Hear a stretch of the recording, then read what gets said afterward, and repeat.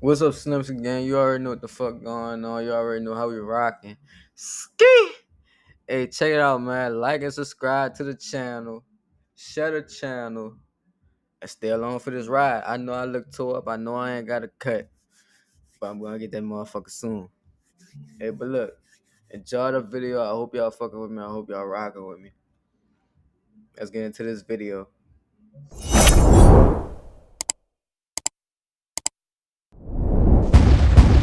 A wellness check on a friend of mine that's in Ketchikan. Okay, what's his or her name? Eric Garcia, and I haven't heard from him, so I'm getting worried. Dr. Garcia, Police Department, can you make yourself known, sir? Yeah, he's here. Okay. When 58 years old, Dr. Eric Garcia was found dead in his house. It soon made headlines everywhere. But the mystery behind his death was far more harrowing than anyone expected. In my gut, this death wasn't what it was as it had appeared. But as they dug deeper, this simple welfare check took a terrifying turn when they realized that the killer was along with them, and so close that he was the first to reach the crime scene. He was very good at manipulating, very good. By March 27, 2017, 12 days had passed since Jordan Joplin had called 911 multiple times, pleading for a welfare check on his friend, Dr. Eric Garcia. He was supposed to attend an important medical conference on March 16th, but never showed up, leaving everyone deeply worried for him.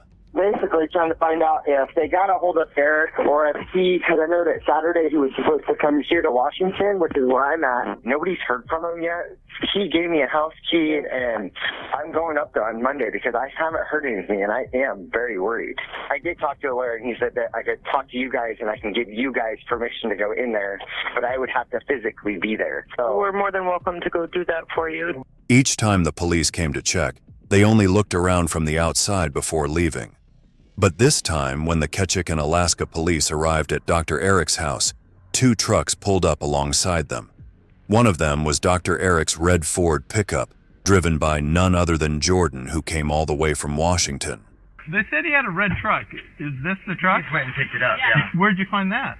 Down at the airport. Jordan, who had a spare set of keys to the house, helped the police get inside. Little did they know what waited for them beyond. Time out.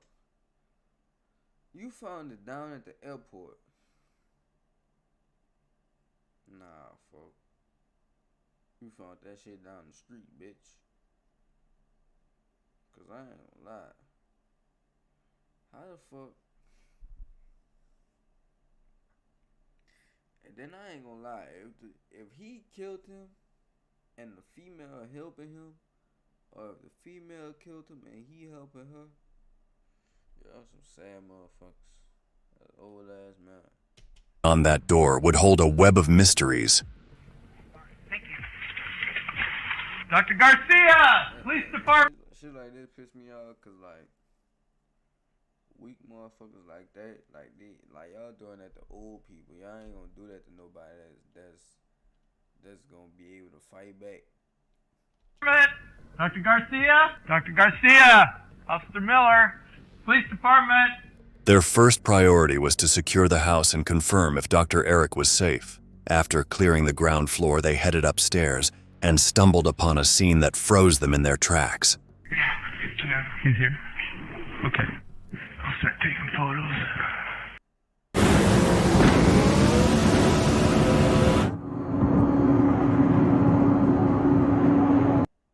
Dr. Eric, known as one of the most generous and compassionate surgeons, was found dead.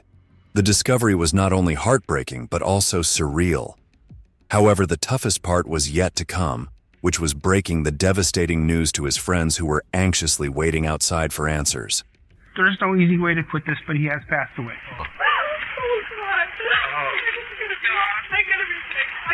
We were all upset. Everyone there, I was probably briefly in shock. No, I don't blame you. I have heart issues. Okay. Well, if you need to go to the hospital, we can get you to the hospital. If you want to go sit down, go sit down. While the news was hard to process, the police began piecing together what might have exactly happened. It was during this process that one of Dr. Eric's friends mentioned that he had been dealing with some health issues. Major heart issue. Nah, he wasn't there with no fucking health issues. Yo, motherfuckers try He was left to be hospitalized this January. This year? This year. Okay. They hospitalized him overnight here in Ketchikan. Could it really be a natural death? The truth was locked away in the autopsy report, which would take days to arrive. But as the police continued their search, they stumbled upon something that painted a chilling picture.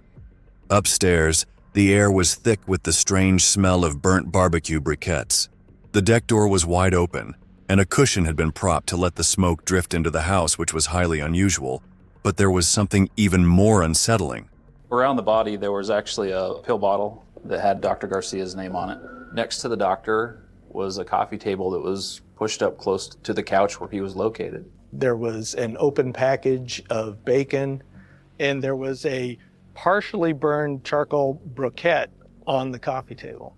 As the police tried to make sense of the strange scene, outside one of Dr. Eric's friends, Bobby Jackson, grew visibly agitated about something serious. This house needs to be secured. Yeah, we'll take care of it. I mean, alarm needs to be set. What I'm saying is there's stuff in there that needs to be locked up. He pulled them aside and pointed towards a closed door, claiming that it led to a storage area. But in reality, it was where Dr. Eric kept his most prized possessions, which was a gold mine for many. Dr. Garcia had hundreds. All right, now we getting to it. Now we fucking getting to it. So basically, he had some shit that they great ass wanted when they could have just asked that man to help them out or give him, you know, like, man, that's fucked up. Of mostly silver. He had some gold, but he collected gold coins and some of the mint coins, and he had a lot. When I moved him from his rental to Dr. Garcia's new house that he purchased, it sagged the back of my car down. He had so much gold and silver in there. With growing urgency, the police rushed to open the dead-bolted door, hoping to confirm if the valuable items were still there. But what they found, however, was nothing like they expected. There was no gold, there was no silver found. There were racks and racks that were empty. I did not see a large collection of alcohol or coins or gold or anything. There was 30 or 40 bottles. It became clear that Dr. Eric wasn't just dead. He had been robbed. Yet, strangely, there were no signs of a break-in or forced entry into the house or storage room. Almost every Exactly. Because that means somebody from the inside done it, or somebody left a window open for somebody to come through and do that shit. Because there's no way fucking possible that you ain't have to break a window, you ain't have to kick a door, you ain't have to do none of that shit to get all that shit out of there. And I ain't gonna lie, about time you would have kicked that man door, that man would have shot the piss out y'all. Yeah. Everyone close to him knew about the treasure he kept hidden, but no one could say if the robbery was connected to his death. However, for police, it soon became a key focus of the investigation, as Dr. Eric was known for his kindness, always giving gifts and dedicating his time to his friends and service. What I've learned about Dr. Garcia through the course of the investigation is that he was very generous and shared things often with those that he loved and was close to. He would share portions of that alcohol collection that he had. He would gift gold coins. But for some of his closest loved ones, his selflessness had sometimes felt a bit too much, raising questions they never expected to have to ask. I mean, he had no bounds. He just, hey, you like that? Is that cool? Have it, and it's a gold nugget. It's an expensive piece of jewelry. Normal people don't just give to whoever. And that's because he wasn't a normal person. He was a pure-hearted person. Valuable shit didn't mean nothing to him. The man was probably sitting on $50 million, $100 million, and y'all didn't even know it. Just off the fact he ain't worrying about showing out for the world and none of that shit like how other people doing. Like, I ain't gonna lie, us as black people, if we could just come together like how Mexicans do and let all that, like, if we come together like how they do and just help each other, and then at the same time learn how to save our money, invest in ourselves, get businesses and all that shit, bro, Where I'll be in a good spot. Like, Just when the police thought they were onto their first lead, another twist came their way. Jordan called them again, but this time regarding his growing fears behind Dr. Eric's death. I am very worried. He's been missing, and he was contemplating. Nobody's heard from him, his parents. alright, so this is how you know you got a killer. Because, first of all, I now feel like the dude Jordan the killer, because, like, bro, this man looked perfectly fine in all his pictures, all that shit. And seemed like, from what the people saying, like, neighbors, all that friends saying, like, he wasn't on no suicide shit. Like, he had enough to be good. Like, he was happy in life. He was good. Like, he was outgoing and shit. But see, like, this is how you know when somebody guilty.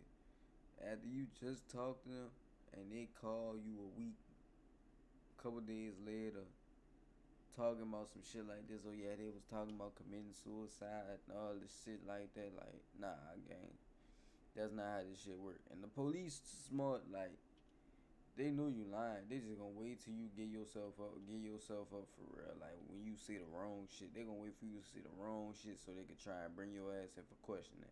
Then when you get enough for questioning, 9 out of 10 of y'all don't know what y'all doing in that fucking room. And get to talking instead of asking for a lawyer. Yeah, 10 days it's been. Okay. What stood out as particularly odd was the family's response, as they confirmed that Dr. Eric had never shown signs of depression or any intention of harming himself. What the fuck I said?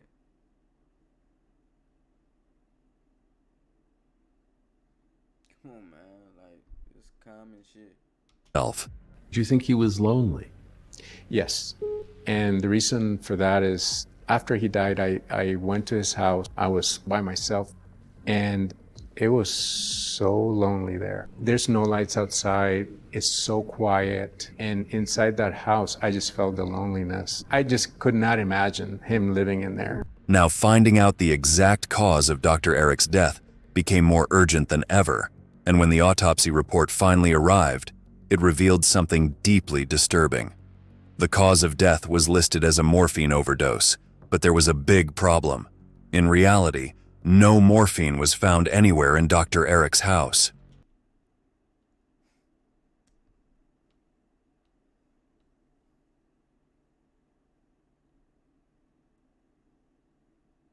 They swapped them man pills, dog. That's fucked up. That's fucked up, bro. Even more perplexing was that his bloodstream showed traces of a prescription sedative, along with dangerously high levels of carbon monoxide.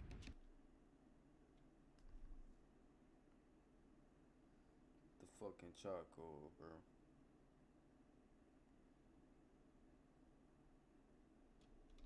The toxicology report revealed a 9% value of carbon monoxide. Now that is 4 times the normal limit. So this raises the attention of police when you consider all the other aspects of this case that they've learned. Soon, a crucial detail clicked: the strong smell of grill and charcoal from the house that was far from ordinary. The deck is on the windward side of the house. That's the southeast side. Southeast side of the house. So no one in Ketchikan who was a resident here, in your view, would ever have barbecued on the southeast side of their house. Especially on the second floor that's going to get some wind. To unravel the mystery, the police decided to take another hard look at the house, and this time they discovered some alarming riddles.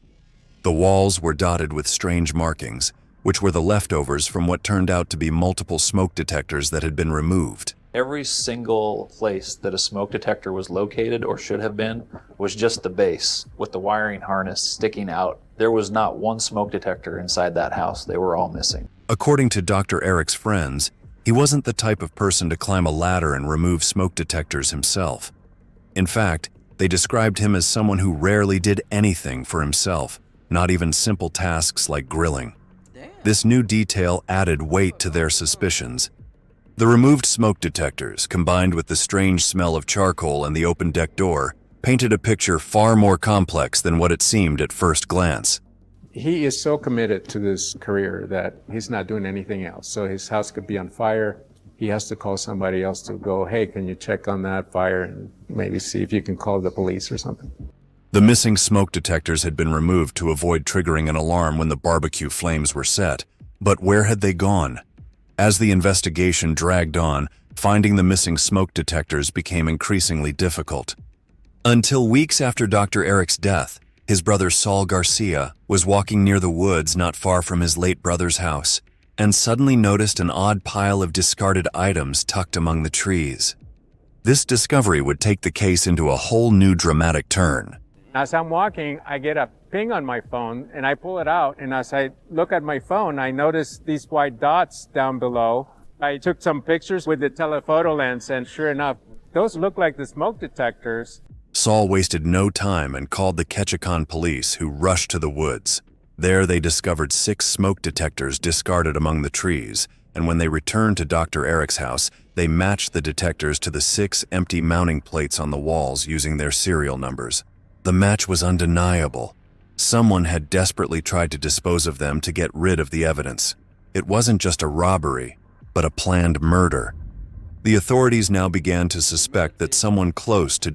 And look, if y'all don't know, if y'all plan some shit out and then do it, you're getting hit with premeditated and capital. Dr. Eric might be involved in his death, as the person would have had easy access to the house. To dig deeper, they started looking into every aspect of Dr. Eric's life, including his financial records. And that's when they made a shocking discovery. Garcia had made wire transfers to several people, including someone named Logan Cruz. Where's all this money going to? Who is Logan Cruz? While it caught them by surprise, they soon realized they already had a clue about this new lead. Logan Cruz. Nobody's heard from him yet. Okay, and what's your name? My name's Logan. Oh, my real name is Jordan Joplin, but everybody calls me Logan. Sorry. You dumb bitch.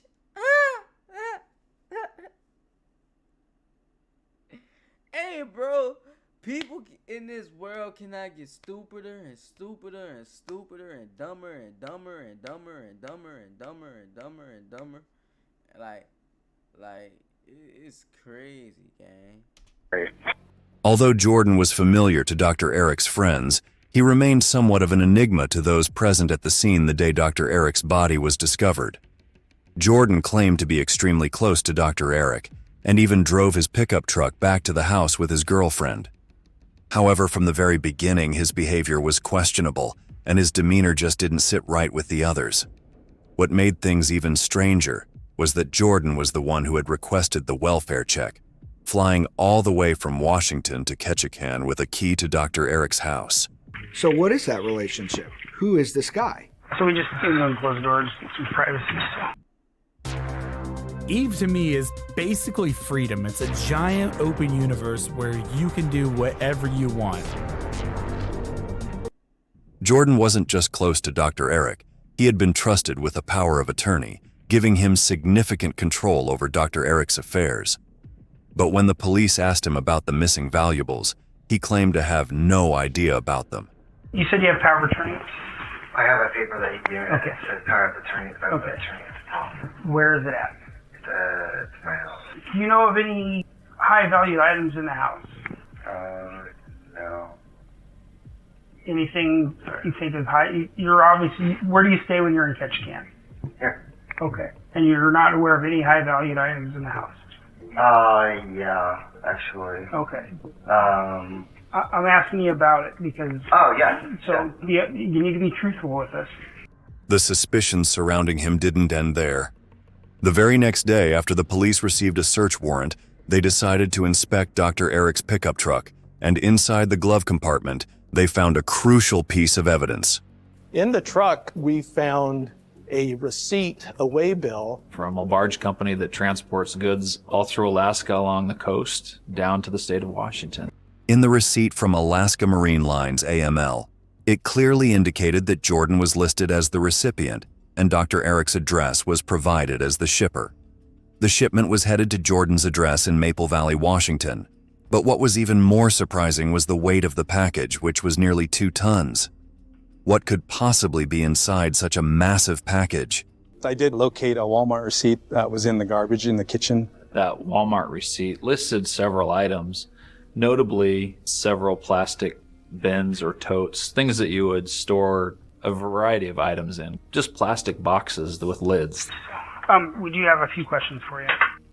Interestingly, Jordan had an explanation for it, as he claimed that during his last visit to Ketchikan on March 15th, he and Dr. Eric had gone to Walmart together for some shopping. Yeah, I think it was the 16th is when I used his truck. Okay, because you'd have to return the truck to him. Well, he was with me. So, we went to Walmart. Without wasting any time, the police headed to the only Walmart in the area to review the security footage. What they found on the surveillance cameras was a significant breakthrough in the investigation. What you see is Jordan Joplin moving about Walmart from various different angles. It shows him from the side, it shows him from above. It just shows Jordan Joplin checking out with all these stacked plastic bins in his cart. One of the camera angles actually shows Jordan Joplin with a huge grin on his face. He also had an employee who helped him load several bins into his truck, so much so that he needed an extra cart. After the items were packed, Jordan drove off, but what stood out was what wasn't on the camera: Dr. Eric. He wasn't seen in any of the shots of the camera. With Jordan's lies coming to light, authorities were more curious about shipment with Alaska Marine Lines. They quickly went to the shipping company to investigate further, and the footage they found there only confirmed their growing suspicions. That's the point in time where we saw video footage of Dr. Garcia's truck, and then Jordan Joplin going from the vehicle and unloading items. Jordan had used plastic crates to load items into shipping containers, which were then sent through AML Alaska Marine Lines. But just as the authorities got this major lead, bad news followed. Those containers had already been shipped 10 days earlier and were now on a barge heading to Seattle.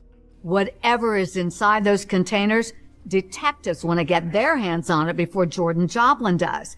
They take off for Seattle, and the clock is ticking. Everything was unfolding just as they planned. They reached the shipping port in Washington just ahead of Jordan, only to find that the containers were already set aside, ready for pickup. When the authorities opened them, they uncovered what everyone had been searching for: the gold mine of valuables that had gone missing from Dr. Eric's house. This discovery wasn't just about recovering stolen items, it was the key that would blow the entire case wide open. Oh my God. There were cases of coins and collectibles, the gold and silver. There were hundreds of bottles. It was a massive collection. These boxes were so full, it almost seemed like they were overspilling when we opened them. His entire life, his computers, personal checks, bank checks in the name of Dr. Garcia, passport in the name of Dr. Garcia. The authorities had finally uncovered thousands of dollars worth of Dr. Eric's stolen treasure, but this was just the beginning. Their next step was to arrest Jordan, a task that wouldn't be as straightforward as it seemed. They enlisted the help of Seattle law enforcement, whose first challenge was to lure Jordan out of his house, making it easier to apprehend him at the shipping port. Surprisingly, Jordan made their job easier as he was eager to retrieve the containers and quickly agreed to meet at a designated location arranged by the authorities. Unbeknownst to him, it was all a carefully planned trap. Jordan arrived right on time, and after a brief conversation, he was taken into custody without much resistance. With Jordan's arrest, the first phase of their plan was a success, but the investigation wasn't over yet. The next step was to execute a search warrant at Jordan's home, where they hoped to uncover more evidence to tie him to Dr. Eric's death. However, when they arrived at the property, they encountered someone they never imagined. I was his fiance. At first, I looked out our bedroom door. There was a bunch of unmarked cars, police officers with bulletproof vests on, and I'm like completely naked. I'd just gotten out of the shower, and I was like... The woman who greeted the authorities at Jordan's house was just the first surprise, and more twists were waiting for them. They immediately noticed that she wasn't the same woman Jordan had brought to Dr. Eric's house. This unexpected revelation opened new doors in the investigation. I did have concerns that he was then maybe cheating on me with her, but at that point, I wasn't 100% sure. was until after our house got raided that I found out. So I stood outside of my house for 6 hours. They took my phone, took all my electronics because the warrant was on my name as well. Kristen Cowles appeared confused but adamant in her stance that she had no idea why the police were there or what the raid was about. It quickly became clear that she was unaware of Jordan's double life and that she'd been cheated on. When questioned about the items found in the house, Kristen firmly stated that Jordan had told her they were all gifts from his close friend. Notably, during that search warrant, detectives had found a Faraday bag that contained the doctor's cell phones. A Faraday bag is essentially an electronic blocking bag or device. Once it's placed in there, it is cut off from that communication. It hides the signals. We also found in another location Dr. Garcia's wallet with his ID. Kristen wasn't entirely in the dark about Dr. Eric, as Jordan had told her that he was terminally ill, which was nothing but an explanation for his frequent trips to Alaska, and Kristen had no reason to doubt it, at least not at first. But as the police questioned her and revealed more details, she began to piece things together. Slowly, it dawned on her that Dr. Eric had never been terminally ill. My world turned upside down and inside out. He did have two sides. He had this facade that he put out, that he was a great person and that he didn't like liars, but he was one himself. Jordan's connection to Dr. Eric raised serious doubts. How did a man from Washington become so intertwined with the life of a respected surgeon in Alaska? And the answer lay in Jordan's troubled past. He was no stranger to brushes with the law. In 2010, Jordan crossed paths with a woman named Jessica Everton, who had no idea that his community service work, which seemed so noble on the surface, was actually court-mandated. It was a consequence of being convicted of 2 felonies. He was intoxicating. He really was. And then he used that to manipulate. He was very good at manipulating. Very good. Jordan wasn't just a skilled manipulator. He was also quite popular with women, charming his way into their trust and earning a seemingly good reputation among them.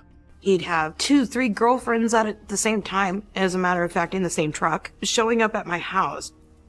One of the girls, she goes, "I don't know what it is, but I can't seem to stay away from him." Later, I had a few connections that I got him into the adult industry. He was a dancer for a while, and then he became a model and an adult entertainer. He was doing movies. These movies and his new role marked the beginning of his transformation into a new identity, Logan Cruz. But despite his flair for deception, the question remained, what was his connection to Dr. Eric? According to those who knew Jordan, they had never seen him and Dr. Eric together. Their lives appeared to be worlds apart. However, little did anyone realize that Dr. Eric himself harbored secrets, one's far darker and more complex than the other. I know that he dated when he was young, and mostly I know this from my sister because my sister actually got more into his business than I did. So I think I left those topics alone. Dr. Eric's family began to wonder if his inexperience with relationships had made him an easy target.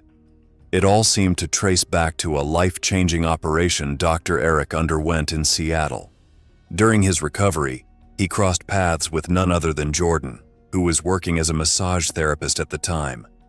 That meeting was the start of their connection, and what began as casual appointments soon grew into something more personal. To everyone's disbelief, those frequent sessions evolved into a full-blown relationship between the two. Do you think there were aspects of his private life that he thought would be difficult to share with your family? Yes. I personally suspected that, so I never really questioned him, but certainly it would have been something hard to discuss with my mom or my dad. Though Jordan and Dr. Eric's relationship was kept hidden from the world, one person in Washington knew the truth: Amanda Polreich, a close friend of Jordan. When the police tracked Amanda down, she had something significant to reveal. Well, I knew that he was his sugar daddy. That the doctor was Jordan's sugar daddy? Yes. He would send him money. He would ship him things. Whatever Jordan wanted, Jordan pretty much got, honestly. It turned out the secrets weren't confined to Washington. Back in Alaska, investigators had stumbled upon a crucial piece of evidence: a love letter found at Dr. Eric's house. Letter here. There is. Okay. Friendship related? I think it's one friendship. You might know Harbor Freight for affordability. What you might not know, performance and durability go along with. The letter written by Jordan read, "I love you and I hope you never forget that. You are always on my mind, and you mean the world to me. I hope I make you happy, and I hope when you think of me, you smile. Love always, Jordan." But the trail didn't end there. At Jordan's house, investigators uncovered another letter, this one written by Dr. Eric to Jordan. And unlike Jordan's, this message carried a darkly ironic tone. We located a Valentine's Day card. It was dated February 14, 2017, addressed to Jordan from Eric.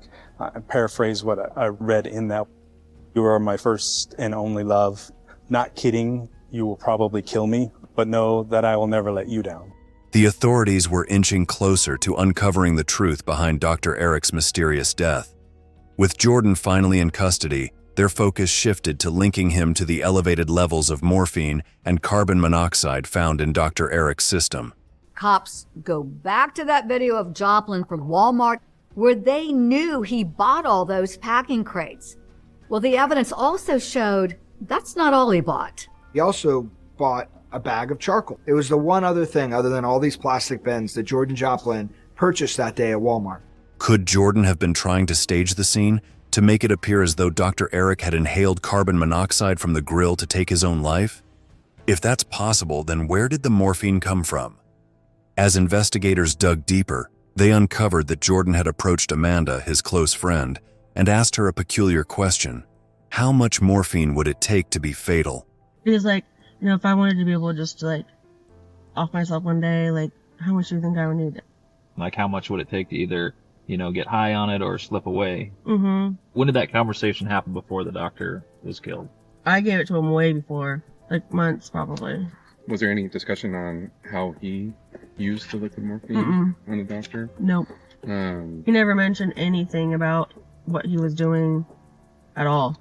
By now, every clue and piece of evidence had fallen into place, allowing the police to form a theory of what happened to Dr. Eric.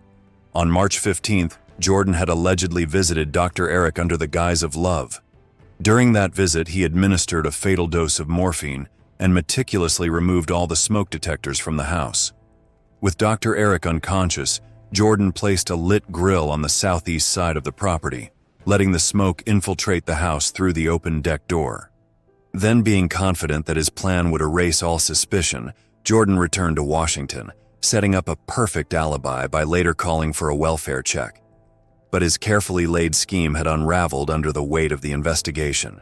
Now, with all evidence pointing squarely at him, Jordan's plans had crumbled, and he was once again headed toward a confrontation with law enforcement, but this time for a very long time. So Mr. Joplin was charged with murder in the first degree and also theft in the first degree. The case had reached its climax, and it was time for the final decision. Nearly 20 people took the stand during the trial, each offering numerous testimonies. Countless arguments were laid before the jury, but the moment that sealed Jordan's fate came in the form of a single haunting video recovered from his phone. The defendant, Jordan Joplin, took out his cell phone and he took a video of Dr. Eric Garcia, unconscious, gasping for air, and close to death.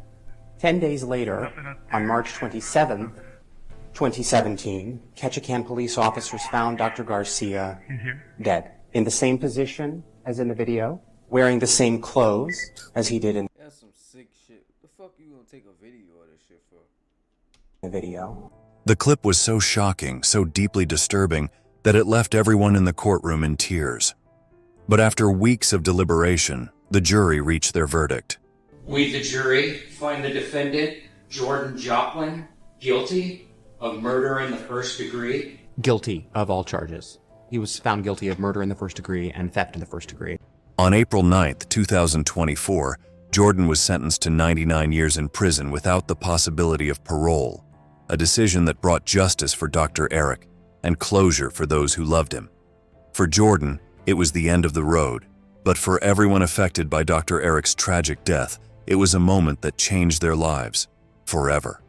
We heard from everyone in Ketchikan how they like to remember your brother, Dr. Eric Garcia. How would you like us to remember him? I think Eric's legacy is about compassion and caring, but he helped so many people along the way with medicine or just being friends with people and connecting with them. What are your thoughts on this case? Was just financial gain the motive for Jordan to kill Dr. Eric Garcia, or were there more sinister layers behind his actions? We'd love to hear from you. If there's a case you'd like us to